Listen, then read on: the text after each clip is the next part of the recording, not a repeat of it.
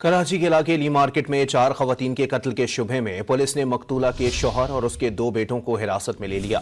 मजीद जानते हैं don news के नुमाइंदे मोहम्मद बिलाल से। जी बिलाल, मजीद बताइएगा क्या पेशरफ्त सामने आई है? जी बिल्कुल, देखिए ली मार्केट जना मार्केट की बलाई मंजिल से 4 खवातीन की लाशें मिलने का वाकया पेश आया था। पुलिस ने फारूक और उसके 2 बेटों को घर से हिरासत में ले लिया है। दोनों को हिरासत में लेकर बगदादी थाने मुंतकिल किया गया है। पुलिस जराये की जानिब से बताया गया है कि पुलिस को शुबा है कि कत्ल में घर का कोई करीबी फर्द मुलविस है, जबकि 3 अफराद से चारों कत्ल के हवाले से तफ्तीश की जाएंगी। गली में मौजूद मुख्तलिफ मकामात पर लगे कैमरों की सीसीटीवी फुटेज भी निकाली जा रही है, जबकि क्राइम सीन यूनिट की जानिब से तमाम शवाहिद इकट्ठे करने का सिलसिला भी जारी है। तमाम खवातीन के गले जो है वो तेज धार आले से काटे गए हैं। पुलिस को जैवकुआ से आला कत्ल भी बरामद नहीं हुआ है, जबकि कत्ल होने वालों में फारूक की बीवी, बेटी, बहू और नवासी शामिल है। जबकि फारूक की जानिब से रात के पुलिस को ये बयान दिया गया था कि वाकई के वक्त वो और उसके दोनों बेटे घर पर मौजूद नहीं थे, जबकि ये भी बताया था